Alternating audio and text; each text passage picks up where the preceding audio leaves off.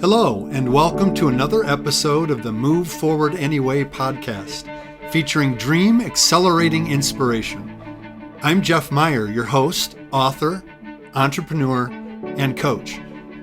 My goal with this podcast is to help you identify and clarify your own dream by taking wisdom from others' successes and challenges. If you're looking to take action on your dream, to make a difference doing something you love, but your fears are holding you back, then this podcast is for you. If you're interested in finding additional support, you can also check out my Dream Accelerator coaching program designed to help realize your full potential and reshape your future. As always, you can learn more about my Dream Accelerator program at jeffmeyer.org. Using my Dream Accelerating formula, heart-centered entrepreneurs can focus on their dream, name their fears, change their mindset, define their next, and move forward anyway.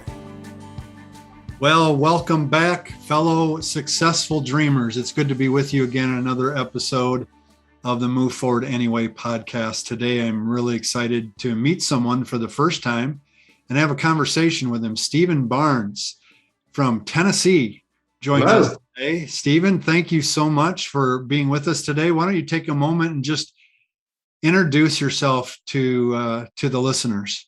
Yeah, well, my pleasure. Thank you for inviting me. I'm always happy to share the journey God has brought me on. And I am Salon Barnes. I own a hair salon in Knoxville, Tennessee. I've been a hairdresser for, I think, 42 years at this point. I have loved it since the beginning. There have been challenges, but most of the time it's been an absolute blast. And God has put me on a path that has just been made all my dreams have come true, really. So I am so thankful to be able to share this today. So let's get going. Awesome. Thank you so much. And I understand my executive assistant actually gets her hair done. She's had her hair done there at your salon by your wife, I understand, for many, many years, like 30 years or something. Yes, a long time. So you and your wife are in this together. That's correct. Yes. That's exciting. And a lot of our listeners have pursue their dream together as families and as husband and wife. And so that's really exciting. It is exciting. We enjoy going to work together every day. Even if our schedule don't allow us to ride together, I'm kind of disappointed because generally we'll use that time to pray and over the day, over our clients, over our work. And it's a great way to start the day in the car, just getting ready for the day with the Lord. So, but all the time that doesn't always work out. That doesn't mean we don't pray individually. But it's great when we can do it together. That's awesome. So, 42 years you've been doing this. How long have you owned your own salon?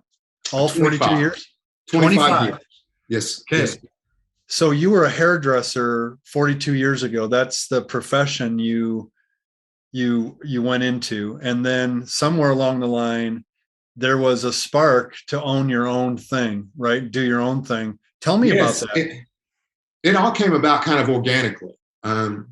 I had been a hairdresser for 10 years when I met Debbie, and I began working for myself a couple of years after after getting married to Debbie. And I was just I went from working for another salon owner on a commission basis to renting a chair in someone else's salon. So I then became a self-employed independent contractor. And that was the beginning of me being self-employed. Not long after that, my wife, I told her, I said, she was working in the banking industry. And I told her if we were going to ever be able to see each other, that it would be great if she could come to work with me. And she was a little bit tired of the corporate environment. Doing hair wasn't really ever on her radar. Yeah. But I encouraged her, kind of talked her into it. At some point, felt like she would kind of came kicking and screaming after she got her license and was working there. It was difficult, and there was a learning curve for us to work together. And I think everything's a teaching moment, and that's not always great when you work with your spouse. Yeah. So especially anyway, when you're the boss, right? Anyway, as really like when Debbie got out of school, we actually bought the salon that I was working in. The owner there decided that he didn't want to be a salon owner anymore, and we bought the salon almost immediately as she graduated.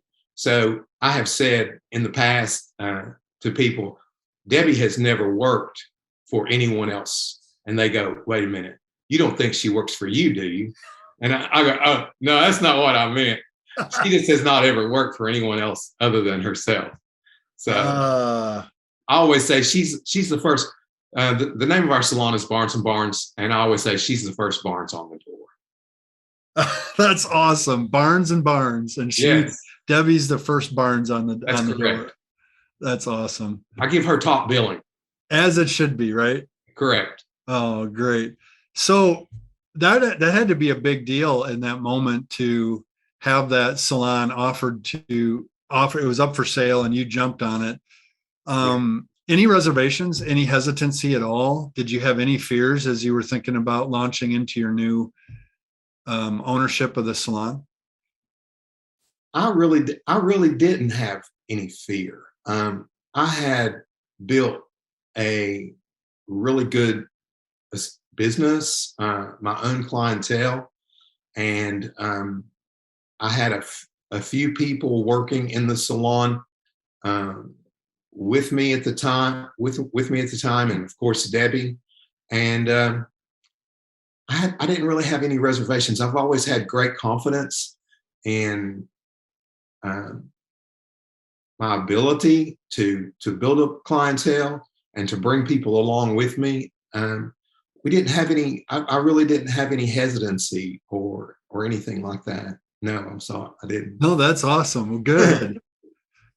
So tell me about some of the unique challenges of working together with Debbie.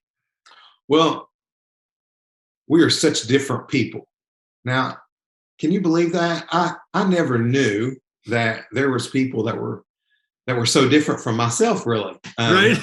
You know, I'm kind of a sanguine guy. I've never met a stranger. I'm kind of an open book with my life. And Debbie's very private.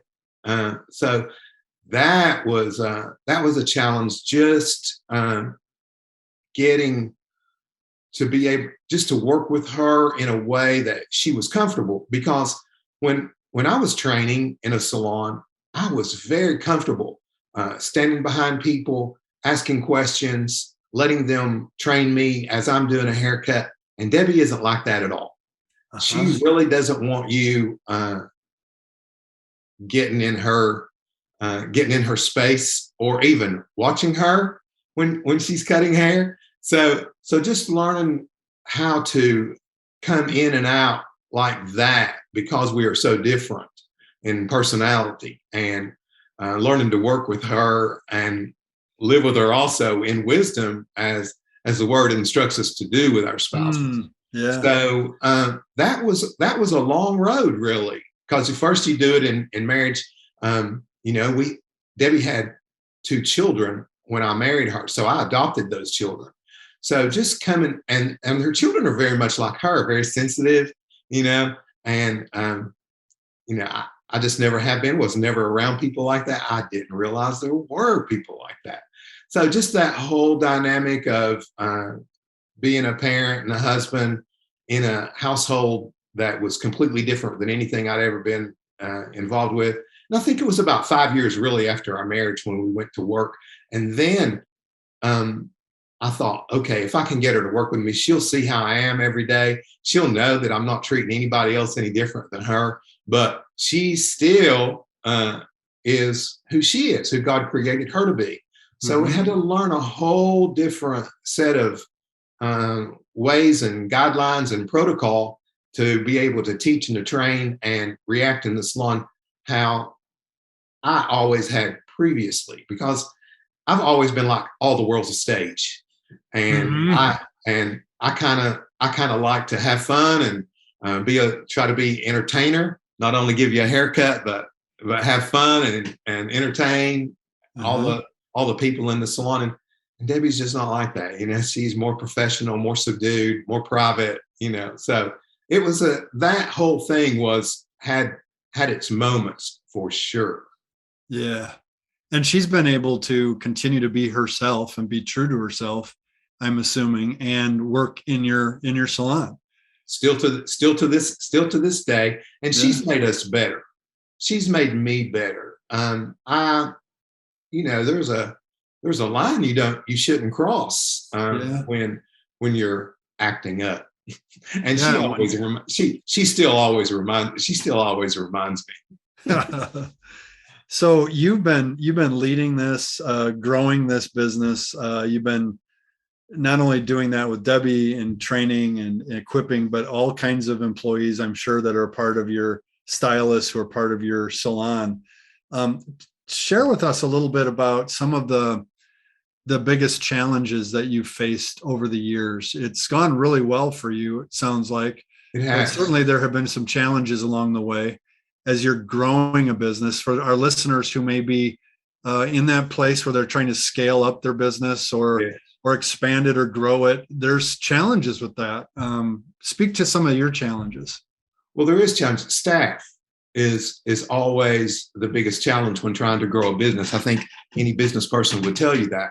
So I think you have to work as hard at marketing your salon and yourself and your skills and what you have to offer new people or young people or just whoever you're trying to get to come and join you. And you have to kind of work at it like a job. You have to, I always told everybody, if you're not in the salon behind the chair, you should be working at growing your business. And it's a sales job. You kind of have to sell yourself and what you're doing. So as you get people, then you just have to, honestly, you go through some that just don't work out, right? Sure. So that's the main thing, to always just be thinking of ways to market your business, market yourself, market what you have to offer, and put it on your calendar. Do little events where if it's go to, like I would go to schools, or I would go to different things, self-improvement courses at a university or the high schools, cosmetology departments, and just put things on a calendar and then make it happen. Join the community in things, different types of events to get your name out there, keep your name out there. And again, just kind of sell what you're doing. If you can't just, I always told everyone, you can't stand in the salon, and if you're not busy that day, you can't not go out and do anything to create business and expect to come in and be busy the next day. You have to go out. You got to go out and do something. You can't just, as faithful as faithful as God is, you have to put it to work. You have to put a plan to work, and then expect God to meet you with your efforts. He's just not going to drop them in the door for you. So sometimes he does. Sometimes he does. That's rare. Yeah, we work with him, right? And he allows us to participate in that. And that's right. So it's very interesting. So I would say, correct me if I'm wrong, working in a salon, there's the working in the business, which would be to be with the client, to give them what their dream is, with what they want to have happen with their hair. Yes. And that's working in the business, but there's also so it's all the details of working in the business, doing the business, but you also have to carve out blocks of time to work on the business, That's correct. right? To Yes. sell, to market, Yes. to improve training, Yes. to provide the resources for your stylists as they need it, right? Yes.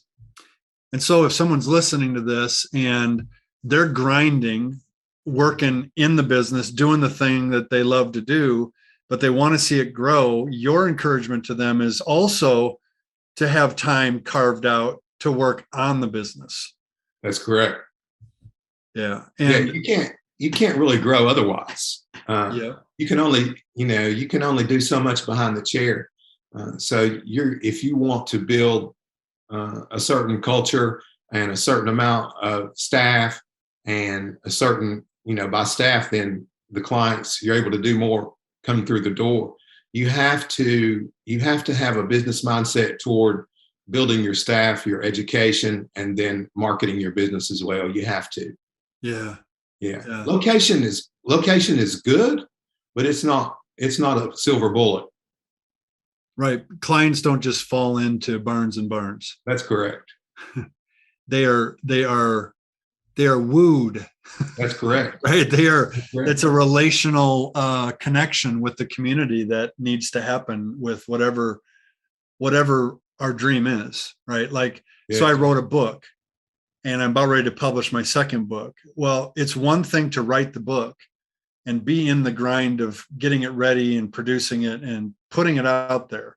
Then there's the ongoing marketing of it and communicating of it, right?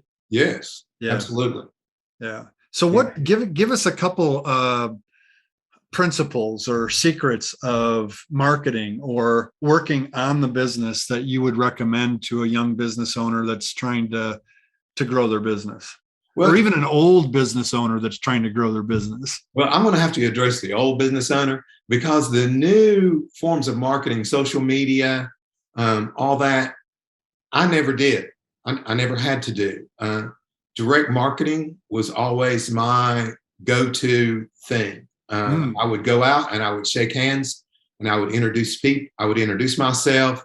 I would put a piece of marketing material in their hands and talk to them and try to woo them into my salon, to use your words. And I went to downtown Knoxville when I moved back here in '88, so that I could have access to a lot of people, because there are so many people who work in a downtown area, and you can get in all those tall buildings, multi-storied buildings. And so I went in every building, on every floor, in every suite, in every floor for a good year and a half, and also did mail outs to a lot of different companies in the area, particularly ones that were close to the downtown, like TVA. Whittle Communications was there at that time. Alco Aluminum was close. University of Tennessee.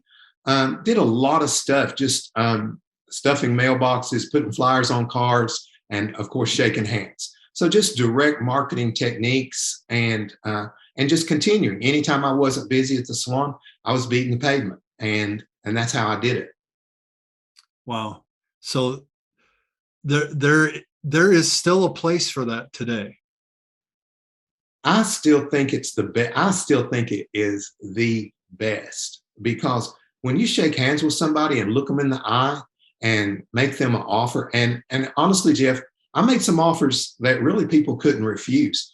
I would start out with a 50% off coupon for a half price haircut, and if that didn't work out, and I'm just going to be honest with you, if it was an attractive receptionist at a law firm and I couldn't get them to come in, and you always want, honestly, I'm sorry, but you always want attractive people for your clients, because those people honestly get the most attention. There's something about young, attractive people that is very inviting, and everybody wants to look like them. It's the same with Hollywood stars, but I would go back and I would say to that person, hey, look, I'll give you a free haircut. Just come. Just come. I'll give you a free haircut. And if that didn't work, I would go back the third time and I'll say, look, if you'll come, if you don't like it, I'll pay you the price of the haircut. There's a chain in our town called Ross the Boss, and he had a little ditty that says, I'm Ross the Boss and I guarantee it. And at the very end, I would just go, hey, look, I'm not Ross the Boss, but if you don't like my haircut, I'll guarantee you that I'll pay you if you don't like it. And I just continued to do that, and until I got enough people that, like I said, I had been a hairdresser for 10 years already, so I had a good skill set developed. I had some great opportunities for really good education. I was a part of an educational team for a major manufacturer in the 80s, and there were 220 of us, I think, worldwide. And I was a part of that educational team. Very selective way to get into that, and I rubbed shoulders with people who became icons in our industry, and got to go around and do multi-manufacturer trade shows, in-salon workshops. And I've always said, when you learn something well enough to teach it, it's a completely different level. If you can articulate in a way that make people to understand what you're doing and give them confidence in what you're doing, and you give them a great experience, they'll come back. So, once I got people in my chair, then it just went from there. It just went from there, and they would word of mouth advertising from that point. Yeah, forward. they became your brand, right? As they're out in the world. Yes, absolutely. People looked at them and said, "Wow, I love your hair. Where do you get your hair done?" That's right. That's right. And for me, it was, I always wanted to learn my craft in a way that I felt like I could go anywhere in the world, in any city, in any salon, and compete and build my business. So for me, learning my craft was such an important thing that I tell new hairdressers, if you want to do this and you want to be successful, you got to eat, sleep, live, breathe hair for about 5 years. Mm-hmm. And honestly, Jeff, that's another big hurdle right there. Yeah. You don't find very many people who actually really want to do that. I would work in the salon 5 days a week, and then I would travel the other 2 days a week. Now, I wasn't married back then, and it wasn't always conducive to my mental health and anything or any other kind of health. But it was an opportunity that God gave me that He allowed me to do, that really put me in a good place to be able to finish my career with it. So wow. I'm very thankful. Yeah. Not everybody's willing to put the work in. It's absolutely true. Yes. Today, young people, I have it seems completely different than when I was a young hairdresser. Yeah. I was always taught that you find somebody who's successful in what you do, and you just do what they did. And I have always had a great desire to share the knowledge that I know, to give people a foundation. It's just like we have to have a real strong foundation in what we do. Yeah. And if we never learn that foundation, you can never build on it. I mean, if you don't, it's just like the word, you got to build your life on the rock. It's discipleship, right? I mean, hairdressing discipleship. I mean, you business owner discipleship. I love that principle. Find someone that is doing it well and do what they do. Amen. Learn from them. Ask them how they do it. So if you're listening to this and you're thinking you're in this space, surround yourself with people who are a little bit ahead of you and learn from them. Ask them how they do it. Yes, and then implement it. And then go do it. Yeah, then go do it. You can go to all the classes and education you want, but if you don't put that work, if you don't put that knowledge to use, if you don't go back in the salon and start putting it to use, it won't do you any good. It'll leave your mind. But yes. you have to go implement it. That's the only way it sticks. That's the only way it sticks.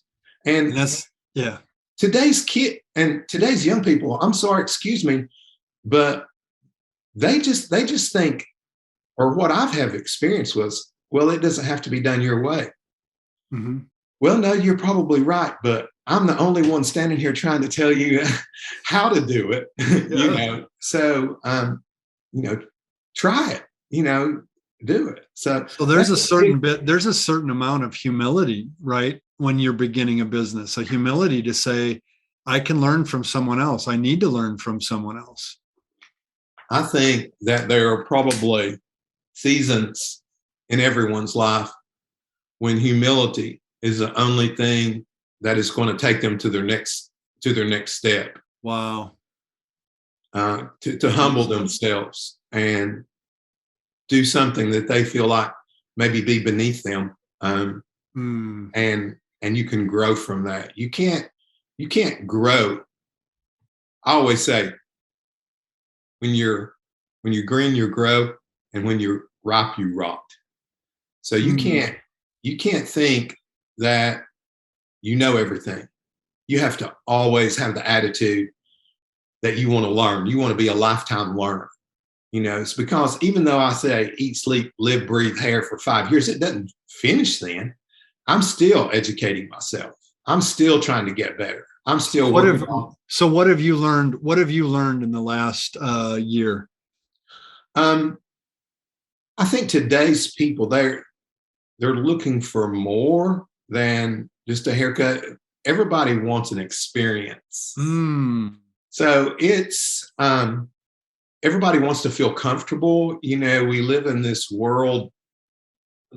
Honestly, we've been isolated and everything else, but people want to be in a friendly environment, and they want to know your name. They want you to know their name and greet them and smile at them. And really, the service should start when the client walks through the door, not when they're sitting in the chair. And also, we should be courteous to one another and learn one another. We're in such a divisive time in our in history, and people are so divided on, should you wear a mask, should you not wear a mask? And honestly, I feel like virus has been politicized, and I have clients of all different races, religions, political leanings, and I love them all. Yeah. And I appreciate them all. I feel like God brought them all to me. Wow. And I want to respect and love them just like the brother and sister that I think they are. Hopefully we're all going to heaven. If you're sitting in my chair, I'm going to point you in that direction. And I don't care who you are or what you believe, or I'm just going to love you and love on you. So I think that's the biggest thing this past year that I've learned: be courteous and love everybody. And we're all in this together, and try not to be, draw your line in the sand. It's more than a transaction. You don't just come in to get your hair done. You come in to have an experience of friendship, an experience of love, as someone takes care of a basic human need, and does it in an exceptional way, and lets them experience transformation, not just transaction. So Amen. I love that. Yeah, that's right. That's right. I love that. That is so great. So yeah, some of the listeners might be thinking, okay, well, a hair salon, so what is the problem? A lot of times with the dream pursuit, entrepreneurial ventures, someone's solving a problem in the world with their business. What is the problem that Barnes and Barnes Salon is solving? Well, I'm going to start with our business model. It was never to make a ton of money. That's a little different than most business owners or entrepreneurs. When I became self-employed, I told you about renting a chair in that first salon. When I immediately saw my income double for working for myself. hairdressers, it's a very hard job. You stand on your feet in the beginning 8, 9, 10, 12 hours a day. And you work with your body. Mm-hmm.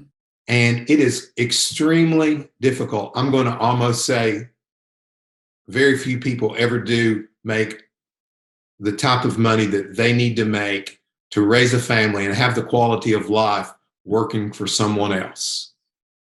So when Debbie and I bought the salon, we wanted to give other hairdressers the opportunity to make the same amount of money as us. Because hairdressers, honestly, when they are working for someone else, and I'm not saying that's a bad thing at certain times, it's a good thing to go get trained and learn what you're doing, to learn what you're doing. So I'm not throwing rocks at salon owners here who have commission-based salons who are making a lot of money, and I'm happy for them as they do. But I just wanted to give people the opportunity to make the same amount of money as me. So that is one thing that a problem that we were solving for other hairdressers. And because in other salons, as I had worked for the first half of my life, everybody's, nobody's really happy because they're not making enough money. And there's protocols in there who gets the new clients and all that. So I tried to teach people how to be successful business people and make as much money as me. So that was the first thing that we tried to solve. Also in our industry, in a lot of salons, it feels like what was Henry Ford? An assembly line. Assembly line. Yeah, it feels like an assembly line. You go to this person to get your hair shampooed. You go to this person to get your hair colored. Everything's specialized. Well, honestly, salon owners do that to control the clientele, first of all, because if somebody leaves, there's a lot of turnover in big salons like that. So I wanted to teach people, yes, you can be good at everything. And if you dictate to yourself, you can only do one thing. You're somewhat handicapping yourself if you don't stay in that type of environment. So I wanted to let people know that they can do everything, they can do it well, and they can learn to be successful at what they do, as opposed to just putting money in somebody else's pocket all the time. They can put money in their pocket. The second thing is the environment. Not only did it feel like an assembly line, but a lot of times it's high-end salons can feel somewhat stuffy, kind of condescending. They're, don't tell me what to do. I'm the hairdresser here. Why are you coming to pay me money, but you want to tell me what to do? But so we just wanted to create a family environment. And quite honestly, Jeff, hair salons can be in some places a little hedonistic as well. And just the people look ways that make people feel uncomfortable. And I just wanted to have control over who I hired, what the conversation was. And so I'm trying to solve I just wanted to have a family-friendly environment and place where everybody knows your name and you feel comfortable and warm, and you want to, and like they want you, like they want you there, instead of just, like you're lucky to be able to walk through the door, which that's kind of how it is in some places I've been. I love it. So you're not just making money. You're not just cutting hair or beautifying people's presence, but you're also providing a great work environment for hairdressers and stylists. You're providing an upward opportunity for people to actually own their own business within the Barnes and Barnes family. You're providing an atmosphere of trust and care. I just think that's such a gift. That's such a beautiful thing to offer to the world. Providing people employment that is meaningful and gives them a chance to take care of their family too. That's that's a really important thing to remember as you guys are pursuing your dreams. Is we're not just making money, right? We're making the world a better place. So That's right. That's right. Wonderful. I want to give you an opportunity right now for the listener who is sitting here, maybe dreaming about their own salon, but maybe they're dreaming about something entirely different, like writing a book or starting a retreat center or wanting to be an educator, or whatever their dream is that they want to pursue, but they're really hesitant. They're afraid to go all in and to pursue it. What word would you like to say to them in closing today? Always have a zeal and a focus about what you do. It's when you're excited and passionate about what you do, other people see it. And just don't let the naysayers or the rejections that you may experience discourage you.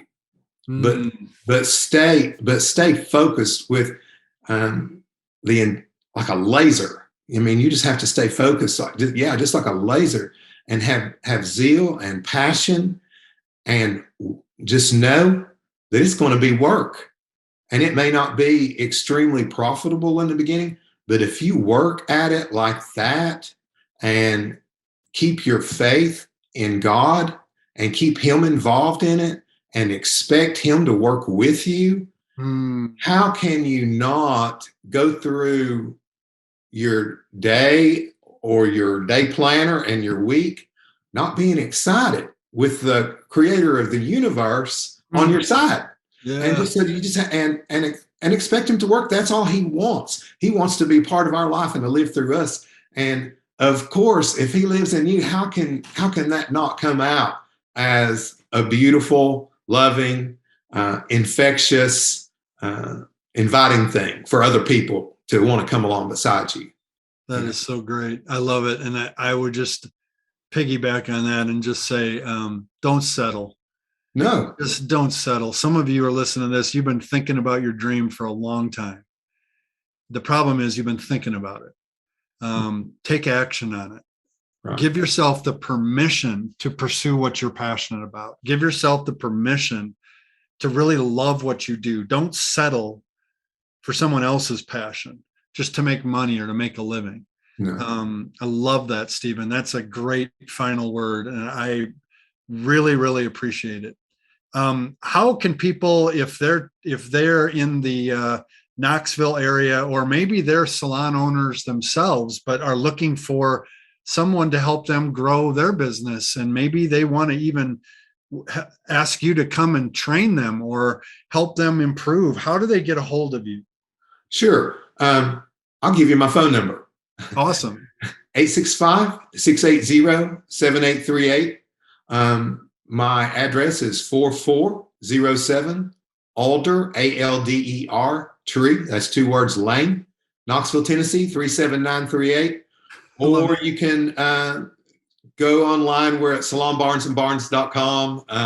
You can reach me that way. However you want to. I'm always more than happy to talk to other professionals. I don't care what industries it's in, preferably mine, but I'm just happy to share everything that I've learned along the way, and God has blessed me with having. So I would love to be able to help anybody in any way that I can. Stephen, that is so gracious of you and generous. I really appreciate it. I am so thankful that you took the time. I'm grateful that Katie, my assistant, introduced us. And one day, maybe down the road, I can sit in one of your chairs. Hey, that'd be great. That would be tremendous. I love that. Yeah, that would be. Come to Knoxville. Everybody else is coming. You might as well come too. That's right. Yeah. And give our love to Debbie and thank her for the time that you've entrusted to us. And I am so grateful for the time today. I feel like I've met a brother. So I think my feeling I had in this conversation is the feeling that you want to give to every person that comes into your salon. So thank you for that. You're welcome. My pleasure. You have an awesome day. Yeah. Thank you. You too. You bet. Bye-bye. Bye. Hey, fellow dreamer. I hope you enjoyed today's episode. Head over to my website, jeffmeyer.org, for all of the show notes and links. And when you're ready to move from overthinking about your dream to actually taking action on it, consider joining the Dream Accelerator community. Our clients are getting crystal clear on their dream with our Dream Generator Vivid Description 5-step process. They're discovering the truth about fear and how to use it as fuel to take courageous steps in the right direction. And most importantly, they are walking a clear path forward because they have made an investment in themselves to confidently realize their dreams. The results are so inspiring. Having coaching and companions on the dream journey is crucial. Remember, fear will come, fear will stay. Move forward anyway.